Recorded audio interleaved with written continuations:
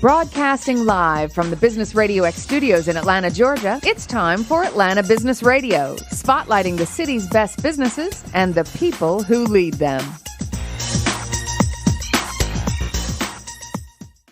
Welcome to this very special edition of Atlanta Business Radio. We're actually broadcasting live down at ATDC.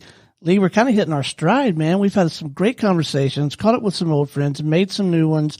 This is going to be a fantastic segment. Please join me in welcoming to the broadcast VP of Operations and Customer Success with OncoLens, Mr. Ed Black. Good afternoon, sir. Good afternoon. Thank you so much for having me here today. Well, Ed, before we get too far into things, tell us about OncoLens. How are you serving folks? OncoLens is a startup company that's in the oncology space, and it's an exciting place to be right now as we're helping out physicians serve oncology patients or cancer patients. So now, in what way do you serve them? We provide a software platform service that provides representation of a patient's case for a multidisciplinary discussion about the patient, known as a Tumor-Board or a cancer conference. And in the world of cancer care, providers have learned that having a group discussion with their peers helps to create better patient outcomes. And then when they're not using your service, how are they doing that? Many are doing just using paper folders and paper cases or PowerPoint slides. And so what our application does is it brings together patient clinical data along with treatment pathways and known successful ways to treat cancer to bring it all together to facilitate this discussion. Now, by making it digital and online, does that mean that they can kind of tap into experts that are outside of the local area where this is taking place? They can. It facilitates the internal discussion, which they have is regularly held meetings, but it also brings in national accreditation organization treatment pathways that says that we know that this is a pathway to use for this type of cancer that a patient has. And they can also use our platform to reach out to peers in the community to ask for their input as well. Now, what stage of a company is this? We are in a high growth stage right now. It's been around for about a year and a half. We are just now closing our first round of funding and it's starting to go into some explosive growth. Just finished some hiring recently and getting ready to take off. So now you have some funding? We do. And then what did it start as, self-funded? There's a combination of self-funded as well as some angel investors early on. And we just now recently did a pre-Series A funding. Now, you're not the founder or part of the founding team, but you're one of the first employees. What was that like for you to kind of join a group that already had this vision and now you're trying to make your kind of world fit into their vision? Well, that's a great question, and it's loaded with a lot of information there on that one. Nobody loves their baby as much as the parent of a baby. Right.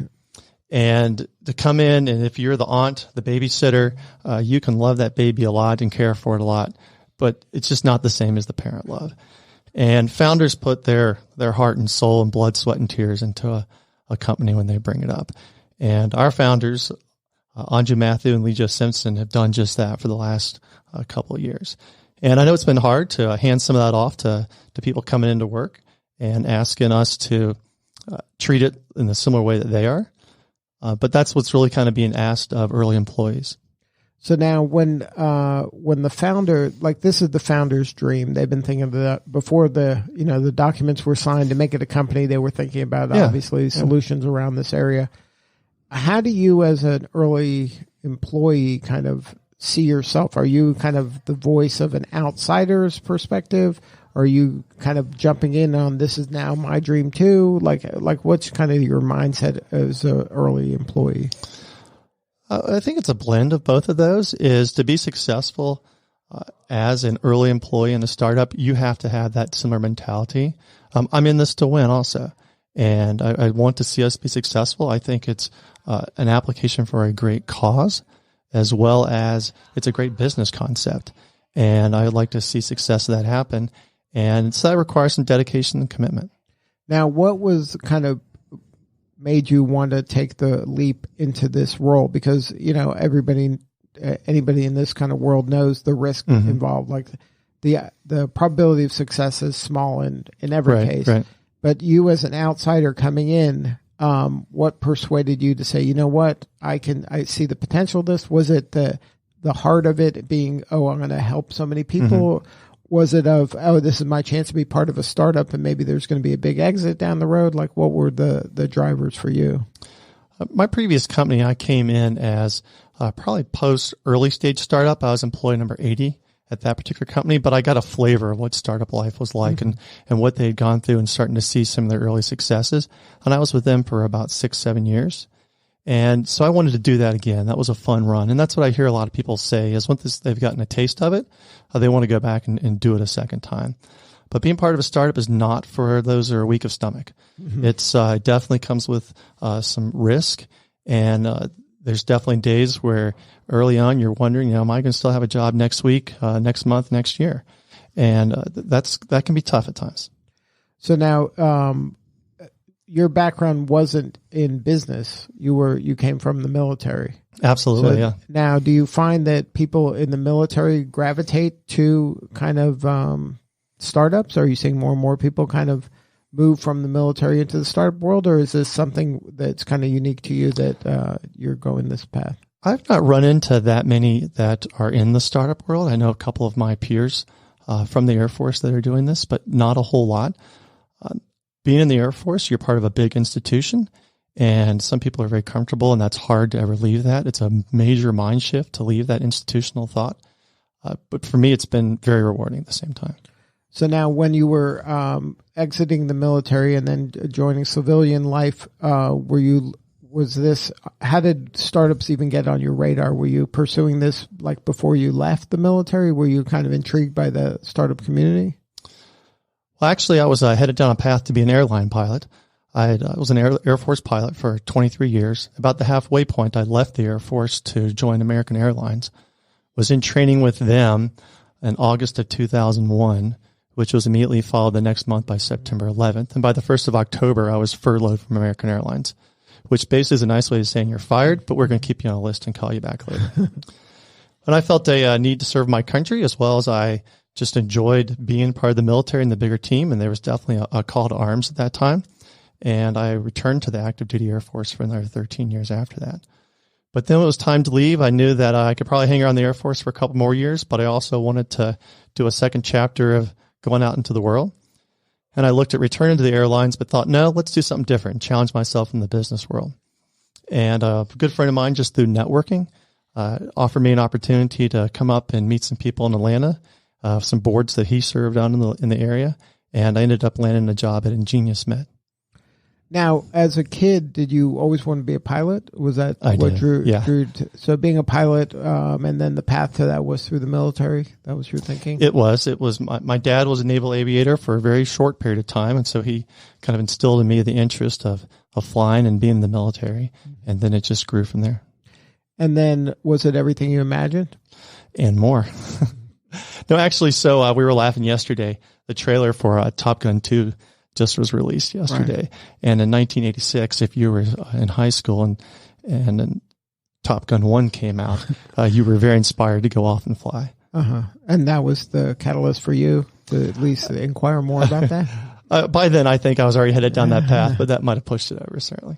And then when you were in the kind of the military, in terms of training and the way things are done a certain way, and there's a right way and our way of doing things, and the way that you're part of a team, a startup has some similarities in that way as well. It does. It does, actually. And it's I think the team concept is an important part to touch on there.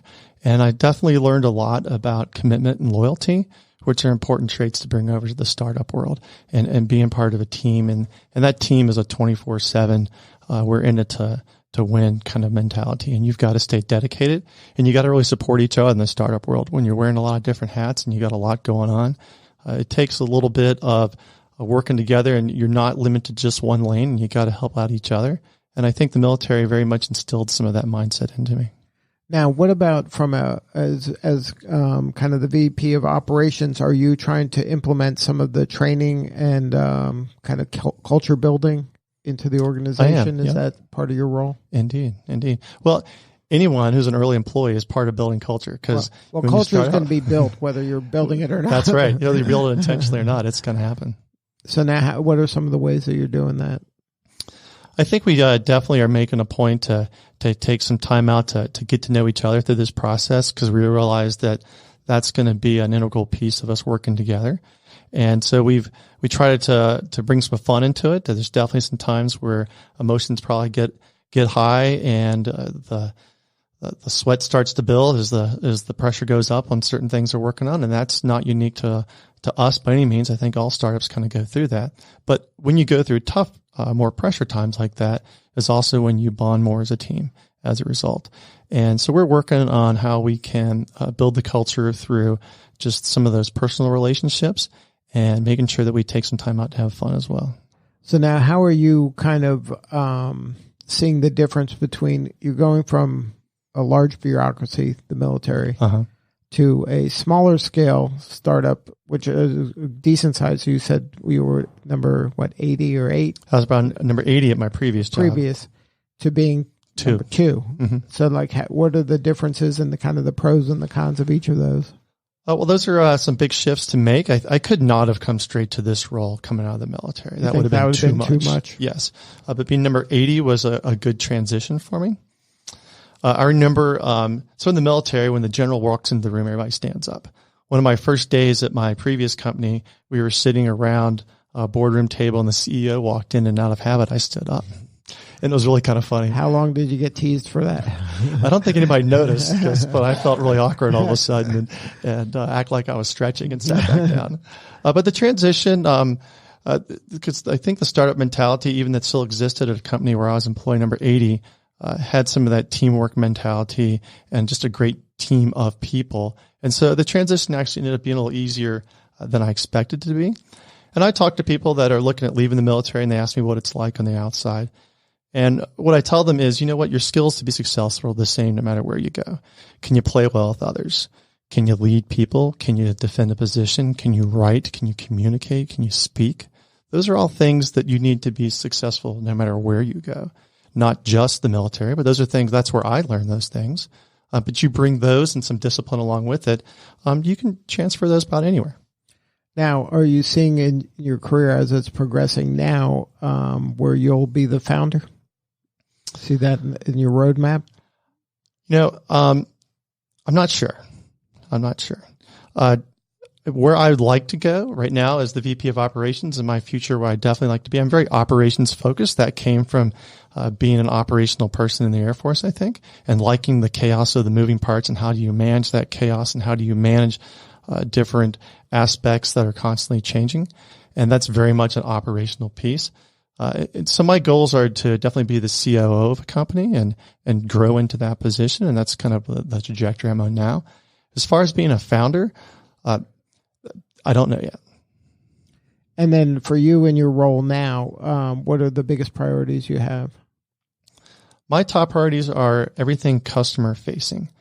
So I cover the spectrum of a little bit of pre-sales activity, some sales. I have a responsibility for our marketing piece, some contract management aspects as we start to bring a client on, then onboarding a client, and then keeping them happy and maintaining the both strategic account management roles, as well as just some of the day-to-day customer support type aspects. So my job and my top priority is making sure that our customers stay happy so that they stay with us to reduce churn, as well as referrals are very important. So now, was this job, did this exist and this was someone else's job, or they handed it off to you, or did you create this from scratch? Well, have you heard from other founders you've talked to here? Your founders are wearing about 28 different hats initially. And our founder, Anju Matthew, was very happy to take that hat off, or those 5 or 6 hats off, and hand them over to me. So there was not anybody particularly in that role, no. Now, what's it like to be kind of the non-technologist in the technology kind of focused That's a world? great question, indeed. I think I learned about that in my previous role, and I have an engineering background, and so I can speak just enough technically in order to hang for a little while, and that allows me to help troubleshoot and problem solve. My degree was in human factors engineering, so it's about how people interface with machines. And so that really speaks to the user experience. So I like participating and being part of some of those aspects on the design side. So I've learned enough to be able to stay involved in the technology side, but there's definitely some aspects that are outside of my purview, just like on the development side, some of the customer interfacing, customer servicing, sales aspects are different to them. Now, how has ATDC helped you personally and helped your firm? ATC has been integral in helping our firm to launch. They gave Anju a foothold here to set up shop, to start building the application, and it provided some invaluable resources, I know, for her as she built the company, which then allowed them to grow to the point where they needed to bring me on board. And I've been here for about 4 months now, and it's been a great opportunity to meet other people going through the same type of thing that we are, and start to build some of those relationships. Now, did your previous company, were they part of ATDC? They were not, no. So this is your first taste of the ATDC ecosystem? It is, absolutely. Now, any advice for other people that are just kind of getting to know ATDC, of things that they should do or shouldn't do that you've experienced firsthand? Well, definitely come check it out. There's endless opportunities to learn about what they offer, and I'm very impressed by the programs they seem to have are endless to support those that want to be part of this, and then those that are. At times, it seems to be a little bit founder-focused, and though if you search around for guys like me, there's opportunities to find support inside of that as well, though. What about somebody who is kind of operations-minded? Is there a different way that a person like that has to approach opportunities than somebody that's more founder-minded? No, because we're all looking for the same thing in the end, which is how to make sure your company's successful. And it's a series of problem solving day to day. And today's problem is different than yesterday's and different than what tomorrow's is going to be. And so a lot of times it's divide up those problems and conquer. Is there anything you learned from the military that transfers to startup? Oh, absolutely. And that has to do, I think, first with just loyalty and dedication. And then some of the teamwork stuff that we talked about there is really important as well. And then it's, like I said earlier also, this is not for the weak of the stomach either. And when you say that, what do you mean? Well, there's risk involved. And you know that the company's growing, and you see what some of the financial aspects of it are and what's happening with that. And you realize, hey, we've got to make this work in order for us to grow. Mm-hmm. And sometimes that can be a little bit nerve-wracking. Now, when you're in a role like you are, what are the things that you're high-fiving each other at the end of the week? We don't wait to the end of the week to high-five each other, just because you got to celebrate the small victories, and that's something we've definitely learned along the way. A good session, just having a good phone call with the client where you leave them happy. I just walked away before I came in here providing some training virtually for a new client that's starting to use our system. And at the end of it, we looked at each other and basically high-fived because we knew that they understood it and they were happy. I think some of the greatest moments like that come when you hear your customers say, hey, this is great. This really solved a problem for me. And this makes sense, and I'm really excited about using this. And when you hear those words, that just really gets you excited. And we've been hearing that lately, so we know the success is coming and it's starting to happen, and that's a lot of fun. Now, what about when it comes to training? The military does a great job of training. Is there anything you can transfer from how you learned to how you're transferring the knowledge, like from the founder to you and then you to next hires? Absolutely.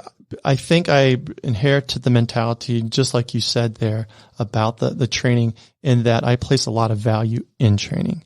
And I'm definitely, as time comes and we grow as a company, I will be, and I did this a lot in my previous role, my last company, was invest in training. And you can't train enough. And things like providing some of your company benefits that allow people to go outside and grow themselves, and then bringing in training into your organization. That's something I've definitely carried over. And is that on your roadmap of what you're going to try to do? Absolutely. And then for you as a company, what do you need more of right now? Time. It's, every company that's here on this floor and above us here that's part of ATDC, we're all wearing lots of hats. We're all juggling different things. We're all trying to prioritize what's the most important piece that I could do today, and what's the worst thing that I could, if I had to drop something, that's going to be. And so it gets to be about balancing time. And, to bring this back around full circle to the difference between a founder is and not being a founder is I know our founders very much take this home at night with them. And I do too, but I also know that for me to continually to recharge and come back and be successful, I need to give time to my family and to others and to myself. So I have to put this down and walk away from it once in a while, which can be really hard to do. And so that gets to about managing what you've got and about the time piece. Now, you mentioned family, and I'm sure that's important to you. How do you sell this opportunity to your spouse in terms of you're thinking about it more, and it's probably kind of inching its way into the relationship in terms of your mind share? That's a great question. When we even sat down and talked about this as this opportunity came along for me and said, this is a startup and this is what this is going to mean. It's going to mean some long hours. It's going to mean some dedication. It's going to mean having to work on stuff in the evening and getting late night phone calls or problems will pop up. And obviously the travel piece thrown on top of that as well. And I'm fortunate that I've got a very supportive wife and a very supportive family who said, hey, we see that this is a huge opportunity for you and that you thrive in this type of environment. And go for it. Go do it. And in fact, my wife, when I first got this job, handed me a box to bring to work, and it was filled with not only a bunch of snacks, but a toothbrush and and a couple of toiletry things in case I had to end up spending the night, which hasn't happened yet. And we had the mentality that you do need to stop and go home and recharge. But that's just reflective of the kind of the fantastic support I got from home, which you need to have to do this. So now in the path that you're on at OncoLens, is there an ideal customer? Like, have you identified where the next customer is going to come from? Our customers come from across the entire healthcare system in the spaces that serve cancer patients. So from either large hospital networks or smaller rural cancer centers. In both cases, our application supports and is important to them. And so our next customer is a cancer center looking to take a step to use technology to improve their systems and find some efficiencies. And what's the pain they're having where you're the right fit?